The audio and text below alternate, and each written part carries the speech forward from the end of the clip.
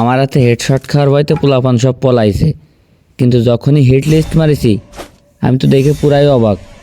আর HK flicker পড়ে গেছে আমার ম্যাচে। এবার তো খেলা হবে। আসসালামু আলাইকুম ভাই ব্রাদার। এতক্ষণে তো বুঝাই গেছেন যে আজকের ম্যাচে আর এইচকে ফ্লিকার পড়ে গেছে এবং ম্যাচটা কতটা ইন্টারেস্টিং হতে চলেছে।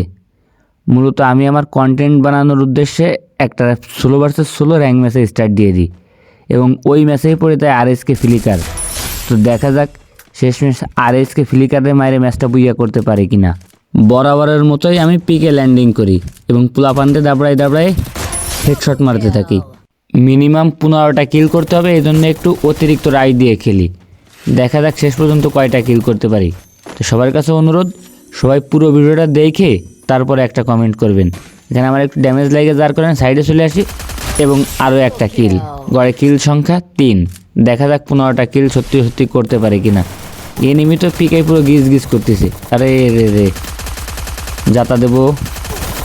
ইস রে, ভিতরে এসে আমারই মেরে দিছে। আচ্ছা ব্যাপার না, এখন রিভাইভ পাই ওরেই এই জায়গায় আমি মেরে দেবো। যেহেতু 3 কিল করে মরে গেছি, তাই ভাবলাম যে হয় এই জায়গাতে আরও কিল করবো, আর নাহলে এই কন্টেন্ট এই জায়গায় শেষ। তো আমার প্রচুর ড্যামেজ লাগেছে। আমি সত্যি ধরে নিচ্ছি যে হয়তো ভিডিওটা আর হলো না, আবার ম্যাচ স্টার্ট করা লাগবে। আরে এদের বানিও পড়ে গেছে এই ম্যাচে। বাবারে বাবা, ফ্লিকার বানি সব এক ম্যাচে। 5টা কিল করেই ফেলাইছি। দেখা যাক আর 10টা কিল করতে হবে। আরে ওই প্লেয়ারটারও তো কে বলে মারলাম। আবারও আমার হাতে মায়ের খাওয়ার জন্য এই জায়গায় নামতেছে। মানে ও ভাবিছে যে আমার হাতে মায়ের খাইছে, আমারে মায়ের একটা কন্টেন্ট বানাবে। মানে বানি তো বুঝতে হবে। কিন্তু বিষয়টা হচ্ছে আমিও সাকিব। আমি একবার যারে মারি, আমার সামনে পড়লে আবারও তারে মারি। এই যে প্রমাণ করে দিলাম। ঠিক আছে, পুলো আবার না পারে কাস্টম খেলতি, না পারে ঠিকঠাক মতো র্যাঙ্ক খেলতি। একটা প্লেয়ার 2বার এসে আমার হাতে মায়ের খেলো, এটা কোনো কথা হলো? দাঁড়াও, প্রচুর ড্যামেজ, ক্লিয়ার। 7টা কিল করার পরেই অনেকক্ষণ আর এনিমি খুঁজতে পারছি না।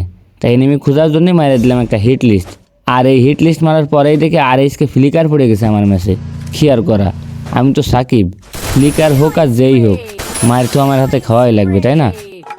MP40 ফ্লিকারে চান্দি মুন্দি খুলে ফেলানোর পর আবারও হিট লিস্ট মারার জন্য বিমা শক্তিতে চলে আসি। দেখা যাক এবার আবার অন্য কোন প্রো প্লেয়ারের নাম পড়ে। এই ম্যাচে ফ্লিকার পড়েছে, ফ্লিকারে হিট লিস্ট দিয়ে মারিছি, এটা তো তোমরা নিজের চোখেই দেখলে। এরপরেও একদল প্রো প্লেয়ার আমার সাথে কমেন্ট বক্সে 1v4 খেলবে, আমাকে কমেন্ট বক্সেই 7-0 ভরে দিবে। তাদেরকে আর কি আর বলবো, তোমরা এক লাইন বলে দেও। যাই হোক, এনিমি আবার হেডশট। কিরে ওই সাইডে মনে হচ্ছে একটা।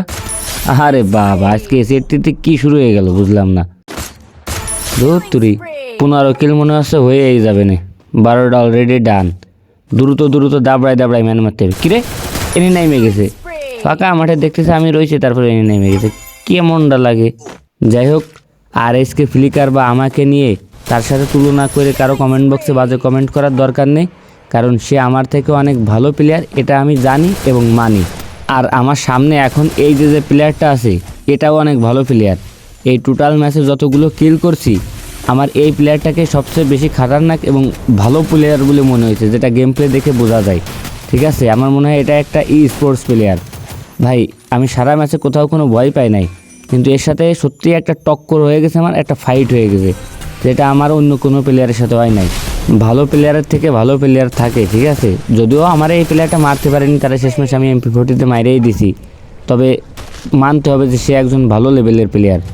আর এখন এই যে আমার সামনে গাড়িতে করে যে প্লেয়ারটা আসতেছে, এ হলো অত্যাধুনিক আল্ট্রা লেভেলের প্রো প্লেয়ার, যে 16 ভার্সেস 16 ম্যাচেও জোন পুশ গাড়ি ক্যারেক্টার নিয়ে ম্যাচ খেলতেছে। যাই হোক, এদেরকে নিয়ে কি আর বলবো ভাই, এরা সারা জীবন এইভাবেই খেলবে। জানি না ভিডিওর এই পর্যন্ত কেউ দেখছে কিনা।